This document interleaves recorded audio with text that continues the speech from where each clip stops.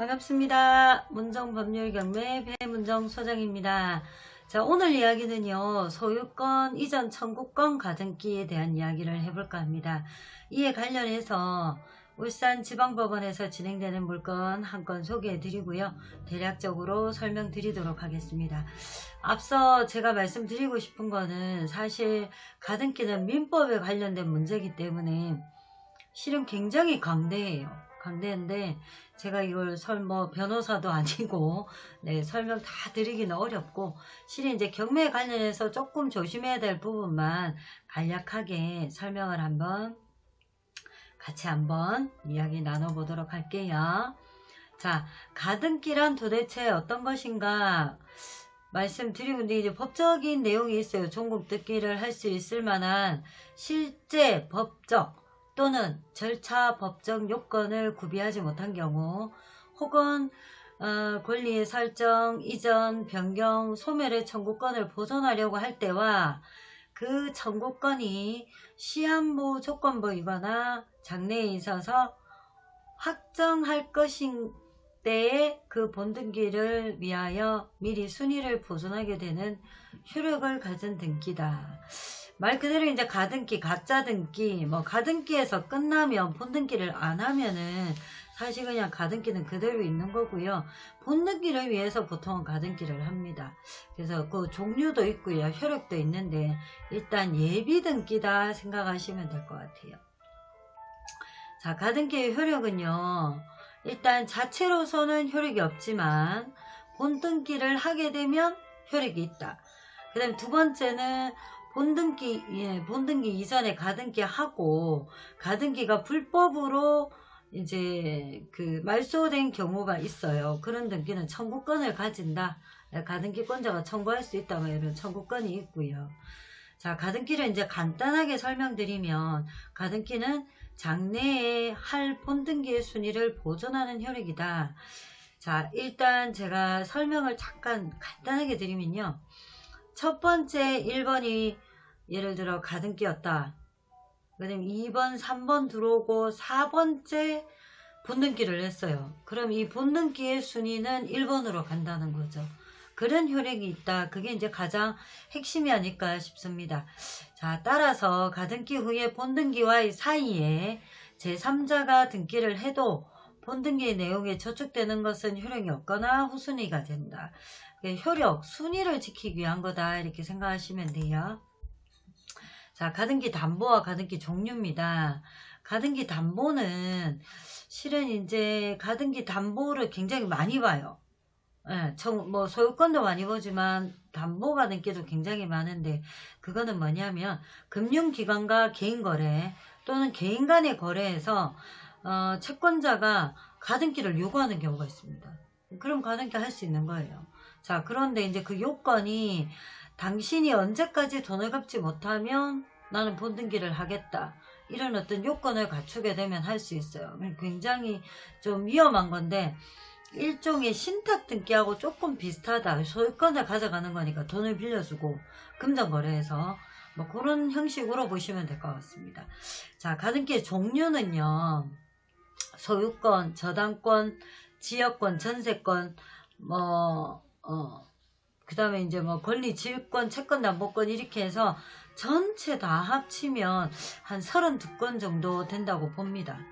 이제 그거보다도 이제 우리가 경매에 있어서 가등기를 제일 많이 보는 게 담보가등기와 소유권 이전 청구권 가등기인데요. 그 두 가지를 제가 이제 조금 경매에 있어서 조심해야 될 부분이라든지 우리가 조금 알아야 될 부분들만 설명을 조금 드리고자 합니다. 자, 그리고 이제 여기서 가등기 종류에서 제가 빨간색으로 표시해 놓은 게 있어요. 이 표시를 한번 읽어보시면, 등기상 소유권 가등기로 표시되어 있다 하더라도 금전채권의 담보를 위한 가등기라면 그거는 담보가등기다. 그래서 이 가등기는요, 제목이 있긴 해요. 그런데 그 제목에 준하지 않고 실제 상황에 따라서 가등기를 판단합니다. 그거가 조금 중요하지 않을까 싶어요. 자, 다음에 우리가 경매권에 있어서 가등기에 대해서 조금만 간략하게 설명을 드리도록 할게요. 가등기는 소유권 가등기는 일단 금전채권이 아니고 소유권에 관련된 가등기죠. 그리고 담보가등기는 소유권이 아니라 담보물에 대한 가등기니까 금전채권 서로 이제 근저당 같은 역할을 한다고 보시면 돼요. 그리고 이제 제가 소유권 청구권 가등기를 소유권 청구권 가등기는 만약에 선순위라면 낙찰자한테 부담이 돼요. 내가 인수를 해야 되니까 그 부분이 굉장히 중요합니다. 그런데 청구권이더라도 이게 담보가등기라면 사실 말소 기준이 되거든요. 근데 이제 그런 것들을 판단하는 거는 실질적으로 서로 당사자밖에 몰라요. 그런데 그 중에서 이제 배당에 관련된 부분을 조금 해석을 하면 실은 조금 알 수 있다 이렇게 보시면 돼요. 자, 한번 읽어보겠습니다. 소유권 가등기는 금전채권이 아닌 청구권을 보존하기 위해 설정한 등기라서 만약 선순위라면 그 부담이 낙찰자에게 승계됩니다. 아까 번에 말씀드렸듯이 가등기 있고 본등기 쭉 내려가서 본등기 8번, 9번에 했더라도 이 가등기의 순위만큼 올라가기 때문에 밑으로는 소멸되고 효력이 없어지고 아니면 순번이 뒤로 밀리고 이런 경우입니다. 자, 그래서 등기상의 소유권 가등기로 표시된 가등기가 사실상 소유권 가등기인지 아니면 담보 가등기인지 구별하는 것은 권리분석에서 매우 중요한 의미를 갖습니다. 네, 맞습니다. 담보 가등기가 선수인 경우는 말소 기준 권리가 되죠. 제가 말씀드렸죠.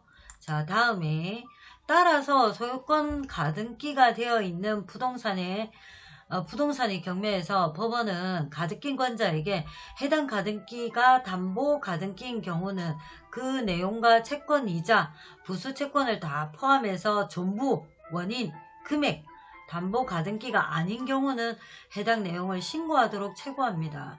그러니까 담보 가등기로 돼 있는데 그럼 그 권리를 내용을 전체적으로 다 다시 소명을 하시오 이런 내용이에요. 법원이 그렇게 원한다는 거죠. 자, 그리고 따라서 배당 요구 종기 전에 담보 가등기란 취지로 신고한 가등기권자라면 배당을 받을 수 있죠. 담보 가등기권자는 돈 받기 위해서 가등기 했으니까 배당 받으려고 본인들이 이제 최고하면 그 법원의 어떤 그 소명에 따라 응대 대답을 했다. 그러면 이제 배당을 받을 수 있는 거죠. 그리고 그 가등기는 순위를 불문하고 매각에서 소멸됩니다. 돈 받아가는 거니까요. 이게 담보 가등기는 근저당하고 거의 동일시 된다. 근데 이제 채권자가 가등기를 원하는지 아니면은 근저당을 원하는지 가압류를 원하는지 그거에 따라서 등기의 내용이 조금 달라진다고 보시면 되겠죠. 근데 반면 담보 가등기가 아니라는 취지로 신고하거나 또 법원의 최고에도 불구하고 아무런 신고도 하지 않는 가등기권자는 배당을 받을 수 없습니다. 자, 만약 그 가등기가 등기상의 최선순위 가등기라면 낙찰자에게 인수된다. 그러면 가등기권자가 그 경매로 넘어갔을 때 법원이 어떤 식으로든 담보 가등기냐 그러면 그 소명을 해라, 때로는 배당을 해라 쭉 얘기를 했는데 아무런 대답이 없다. 근데 이게 담보 가등기인지 소유권 청구권 가등기인지 모를 때는 선순위라면 인수를 한다 이런 뜻입니다. 자, 자세하게 제가 조금 디테일하게 해놨으니까 한 번 더 읽어보시면 될 것 같고요. 다음에 제가 이제 경매권으로 진행되는 관련 사건이 있어서 실은 이 사건 때문에 제가 이제 가등기에 대해서 대략적으로 설명을 드렸는데 조금 길죠. 지엽고 깁니다. 자, 오늘의 사건은요, 그 사건 번호가 2019 타경 106264 사건인데 남구 서남동에 위치한 힐파크 아파트입니다. 34평이고요. 총 세대수가 32세대 홀로동 아파트예요. 홀로동 아파트인데 뭐 산뷰를 다 보고 있어서 되게 좀 깔끔하고 깨끗합니다. 그리고 이제 32세대 중에 세대수가 55대이기 때문에 주차 공간은 좀 넉넉해 보이고요. 사용 승인일이 2008년 7월 17일이니까 많이 오래된 한 14년 정도 된 것 같아요. 근데 건축물은 제가 볼 때는 좀 굉장히 깨끗해 보이긴 했습니다. 일단 요 사건이 4월 19일 날 감정 2억 200의 시작입니다. 자, 다음에 제가 네, 이 사건은 그 가등기에 관련된 사건이라서 제가 한번 일단 사실은 이 물건 때문에 가등기에 대한 설명을 조금 드렸습니다. 지엽고 힘드셨겠지만 들으시느라 고생 많으셨습니다. 자, 관련 사건은 이제 서남동에 위치한 그런 물건이고요. 등기부 한번 보겠습니다. 여기에 네모칸 안에 제일 첫 번째 칸은 유학 부분이에요. 예, 소유자 나와 있고요. 그 다음에 이제 여기 보시면 가등기권자 일단 나와 있고요. 압류주, 그 다음에 근저당. 날짜를 좀 보셔야 되는데, 일단 청구권 가등기 요약본에 나와 있는 거가 지금 엄주 땡인데 날짜가 12년도 나와 있죠. 12년 2월 21일 나와 있고요. 이제 말속에 좀 권리가 되는 근저당이 18년 1월 5일입니다. 그러면 앞서 말씀드렸듯이 근저당보다 빠른 가등기예요.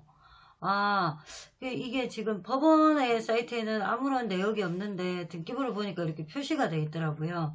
그래서 이거에 대해서 제가 설명 한번 드려보도록 하겠습니다. 여기 이제 등기부 안에 있는 내용인데 10번에 보시면 그 10번의 내역에 엄주땡님이 처음에 가등기를 했고요. 10-1은 10번에 관련된 그 밑에 이제 나온다고 10-1이에요. 매매가 이제 이전됐습니다. 15년도에 이전됐고요. 요 밑으로 쭈르륵 내려가면 17번 나와요. 17번에 해제되어 있습니다. 이전 등기 말소. 그러니까 읽어보시면 10-1번 소유권 가등기 이전 등기 말소 해제 이렇게 15년도에 해제됐다. 그 뜻은 이제 제가 판단하건대 10번에서 가등기를 이전했죠. 매매를 했다는 뜻이에요. 이게 이제 소유권이건 뭐건 간에 금전거래가 아니더라도 소유권도 돈 주고받고 하는 내용이잖아요.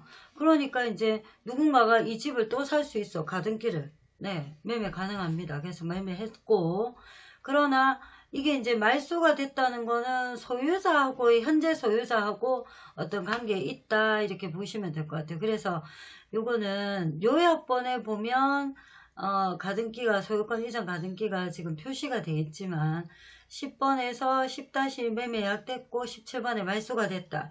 그래서 선순위 가등기권자는 없다 이렇게 보시면 될 것 같아요. 자, 결론은 여기 읽어보시면 되죠. 경매 목적물의 소유권 이전 청구권 가등기는 12년 2월 21일이고 근저당 설정일이 18년 1월 5일 가등기가 선순위였고 소유권 이전 청구권 가등기로 낙찰자에게 인수되는 권리였으나 15년 10월 30일에 해제되었습니다. 이게 해제되었다고 나오죠. 결론은 선순위였던 소유권 이전 청구권 가등기는 해제되어 경매 목적물의 경락 후 경락자에게 인수되는 권리가 사라진 셈이죠. 이렇게 설명해 놨습니다. 자, 그래서 오늘 제가 가등기에 대해서 말씀드렸는데요. 조금 중구난방으로 매번 얘기하지만 중구난방으로 말씀드립니다. 그러나 여러분들이 조금 더 좀 자세하게 알아주셨으면 좋겠다는 마음으로 제가 준비했으니까 예쁘게 봐주시고요. 자, 들으시느라 토닥토닥 고생 많으셨습니다. 감사합니다. 네, 언제나 함께 같이 하겠습니다. 혹시 모르는 거 있으면 언제든 물어보시고요. 참, 제가 한 가지만 더 말씀드리면 가등기가 경매권에서는 선순위만 인수되지만 일반 거래에서는 사실은 가등기가 안 없어지고 선순위건 후순위건 상관없이 가등기 있는 물건은 안 사셔야 됩니다. 전부 다 제가 등기에 그대로 남아있기 때문입니다. 그래서 그거만 조심하시면 될 것 같아요.